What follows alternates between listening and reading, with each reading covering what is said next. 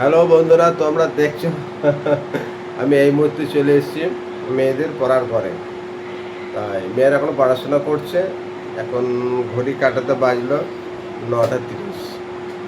যাই হোক, তোমরা তো অবশ্যই প্রতিদিনই দেখেছো যে আমরা 10:30টার পর মেয়েদেরকে নিয়ে আমি 2-4টে ভিডিও করি ড্যান্সের। কারণ আমি চাই সবসময় ওদের যেন পড়া ক্ষতি না হয়, সেই কারণে আমি রাত 10:30টায় ভিডিও করি। তাই এখন ওদের ভিডিও করা একটু অসুবিধা আছে, কারণ ওদের পরীক্ষা শুরু হয়েছে এবং সেই কারণে কয়েকটা দিন ভিডিও শ্যুট করা বন্ধ থাকবে এবং ওদের পরীক্ষা যাতে ভালো হয় সেই কারণে ওদেরকে আমরা এখন আমি ভিডিও করতে দিচ্ছি না। তাই কেমন পড়াশোনা করছে না করছে তাই আমি পড়ার ঘরে চলে এসেছি ওদের দেখতে। বন্ধু তোমরা দেখছো না, এখন মন দিয়ে পড়াশোনা করছে। আমি ওদেরকে জিজ্ঞেস করবো ওদের কেমন পরীক্ষা হয়েছে, কী কী পরীক্ষা, কী কী সাবজেক্ট হয়েছে, অবশ্যই তোমাদের সামনে বলবে। তোমরা অবশ্যই ভিডিওটা দেখতে থাকবে। ঠিক আছে বন্ধুরা, আমি এখন ছোটো মেয়েকে জিজ্ঞেস করছি কী কী সাবজেক্ট পরীক্ষা হয়েছে এবং কী কী বাকি আছে।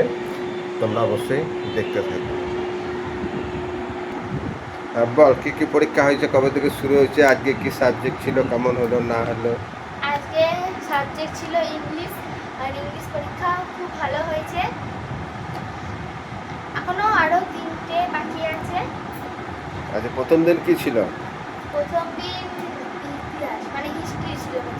আচ্ছা, তারপরে ম্যাথ, তারপরে ইংলিশ, জিওগ্রাফি, সায়েন্স আর বেঙ্গলি।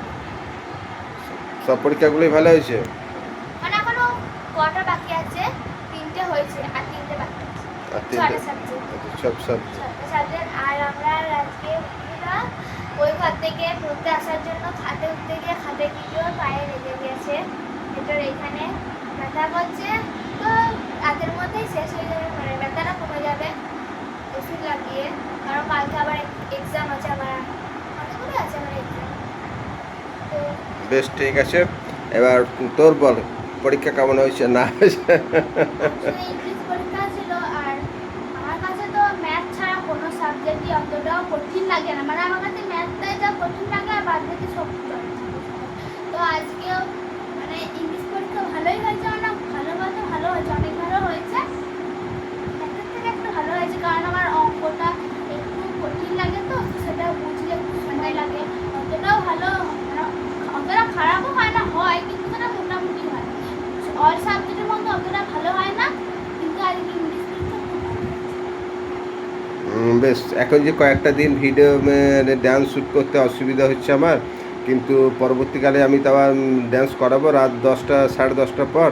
তখন কি তোদের কোনো অসুবিধা হয় পড়াশোনার দিক থেকে?